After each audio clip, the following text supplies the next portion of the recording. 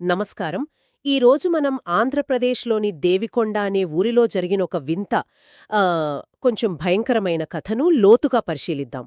అవును, మన ఆధారం బొమ్మల తయారీదారుడి శాపం, ఆత్మల అన్వేషణ అనే కథనం. ఇందులో ముఖ్యంగా రాజేంద్ర అనే ఒక బొమ్మల తయారీదారుడు, అతని బొమ్మలు, ఇంకా స్నేహ, తార అనే ఇద్దరు అక్కాచెల్లెళ్ళు, వాళ్ల కథ ఇది. కథ మొదలవడమే చాలా ఆసక్తికరంగా ఉంటుంది. అవును. తారకు అచ్చం తన పోలికలతోనే ఉన్న ఒక బొమ్మ కనిపిస్తుంది. అదే విచిత్రం. ఇంకా ఆ బొమ్మల దుకాణదారుడు రాజేంద్ర అతను దాన్ని ఉచితంగా ఇచ్చేస్తాడు. అవును, దాని సరైన యజమాని దగ్గరికి చేరాలి అంటూ. అంటే అక్కడే ఏదో ఉంది అనిపిస్తుంది కదా. నిజమే. ఆ బొమ్మ, దాని పేరు మీరా అనుకుంటా, అది ఇంటికొచ్చిన తర్వాత అసలు కథ మొదలవుతోంది. తార ప్రవర్తనలో మార్పులు వస్తాయి. అవును, చాలా పెద్ద మార్పులు.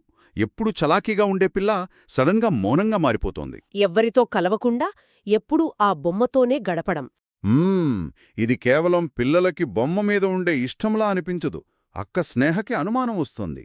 ఏదో తేడాగా ఉంది, ఏదో జరుగుతోందనిపిస్తోందామెకు. సరిగ్గా ఆ అనుమానంతోనే స్నేహ ఆ బొమ్మల దుకాణానికి వెళ్తుంది. అక్కడింకో షాక్. ఆ దుకాణం ఏడాదిగా మూసేసుందని తెలుస్తోంది. అంటే మరి 3 రోజుల క్రితం వాళ్లకి బొమ్మ ఇచ్చిందెవరు? భలే మిస్టరీ కదా. చాలా గందరగోళంగా ఉంటుందామెకు. సరే, లోపలికి వెళ్లి చూస్తుంది. అక్కడ దుమ్ముబట్టిన వస్తువుల మధ్య కొన్ని స్కెచ్లు దొరుకుతాయి. అవును, అందులో మీరా బొమ్మ స్కెచ్ కింద ఏం రాసుంటుందంటే, ఆత్మ బంధించబడింది, అనన్య వయస్సు 10, 1998. చాలా స్పష్టంగా. ఇంకో షాకింగ్ విషయమేంటంటే, వేరే చోట తారా ప్రారంభించబడింది అని రాసుంటుంది. అంటే ఇక్కడే అసలు విషయం బయటపడుతుంది. ఆ రాజేంద్ర ఎప్పుడో చలిపోయాడని. బ్రతికున్నప్పుడు పిల్లల ఆత్మలను బొమ్మల్లో బంధించేవాడని తెలుస్తోంది. అవును, అంటే వాళ్ళకి కనిపించింది, బొమ్మ ఇచ్చింది బహుశా రాజేంద్ర ఆత్మే కావచ్చు. ఆ బొమ్మలు కేవలం ఆట వస్తువులు కాదు, ఆత్మలకు జైళ్ళు అనమాట. కరెక్ట్. తారా ప్రారంభించబడింది అంటే ఆ ప్రక్రియ తారా విషయంలో కూడా మొదలైందని అర్థం. చాలా ప్రమాదకరమైన సూచన అది. ఆ తర్వాత ఒక రాత్రి తార వింతగా ప్రవర్తిస్తుంది. ఏదో పూజలాంటిది చేస్తూ అపస్మారక స్థితిలోకి వెళ్తుంది. అవును. ఆ తర్వాత రోజూ తార కనిపించదు. తన ప్లేస్లో తన పోలికలతో ఉన్న ఇంకో బొమ్మ ఉంటుంది. ఇంకా మీరా బొమ్మ నుంచి ఒక ఉత్తరం. ఆ ఉత్తరంలో ఏముంటుంది? కొత్త ఆశ్రయం కావాలి, సహాయం చేసినందుకు థాంక్స్ అక్క అని. స్నేహకు అప్పుడు పూర్తిగా అర్థమవుతుంది. అంటే అనన్య ఆత్మ తారా శరీరంలోకి మారాలని చూసిందనమాట రాజేంద్ర సహాయంతో. స్నేహ ఇక రాజేంద్ర ఆత్మను ఎదుర్కోవాల్సి వస్తుంది. కథనం ప్రకారం ఆ మీరా బొమ్మ మెడలో ఒక లాకెట్ ఉంటుంది. దాని సహాయంతోనే స్నేహ తన చెల్లెల్ని కాపాడుకుంటుంది. ఈ లాకెట్ ఇదే కీలకమంటారా? అవును. చాలా కథల్లో ఇలాంటివి చూస్తాం కదా. చిన్న వస్తువులే పెద్ద శక్తులను ఎదుర్కోవడానికి ఉపయోగపడతాయి.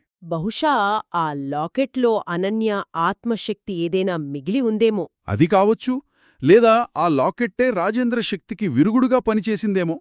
అంటే ఆ ఆత్మను బంధించే ప్రక్రియలో ఏదైనా లోపం జరిగుండొచ్చు. అందుకే స్నేహ గెలవగలిగింది. చివరికైతే స్నేహ గెలుస్తోంది. రాజేంద్ర ఆత్మ, దుకాణంలోని మిగతా బొమ్మలు అన్నీ మాయమవుతాయి. తార కూడా క్షేమంగా బయటపడుతోంది. ఆ భయంకరమైన అనుభవం తర్వాత వాళ్ళ ఊరు వదిలి వెళ్ళిపోతారు. తార బొమ్మలతో ఆడటం మానేస్తోంది పూర్తిగా. కథ అక్కడ ముగిసినట్లే అనిపిస్తోంది. కానీ కథానం చివర్లో ఒక చిన్న విషయం చెప్పారు. అప్పుడప్పుడు స్నేహకు గాలిలో ఎవరో గుసగుసలాడినట్లు వినిపిస్తోందంట. ఎలా? ఏమని? ఇంకా ఒక బొమ్మ తయారు చేయాలి అని. అయ్యో! అంటే అది కేవలం ఆమె భ్రమా, లేక రాజేంద్ర శాపం ఇంకా పోలేదా? అదే అసల ప్రశ్న. రాజేంద్రాత్మ పోయినా అతని ఆ కోరిక, ఆ శాపం అవి ఒక స్వతంత్ర శక్తిగా మిగిలిపోయాయా? భలే ఆలోచన ఇది. అంటే అది అలా కొనసాగుతూనే ఉంటుందా? ఏమో చెప్పలేం. ఆ గుసగుస దేనికి సంకేతం? ఆ ఆత్మలను బంధించే పద్ధతి ఇంకెవరికైనా తెలిసిపోయిందా? లేక ఆ కోరిక స్వయంగా ఉనికిని కొనసాగిస్తోందా? నిజంగా ఈ కథ విన్నాక పాత బొమ్మల వైపు చూస్తే కొంచెం భయమేస్తుంది. అవును. వాటిని కేవలం వస్తువులుగా చూడగలమా ఇకపై? వాటి వెనుక ఎలాంటి కథలు దాగున్నాయో అనే అనుమానం కలగక మానదు. ఆలోచించాల్సిన విషయం.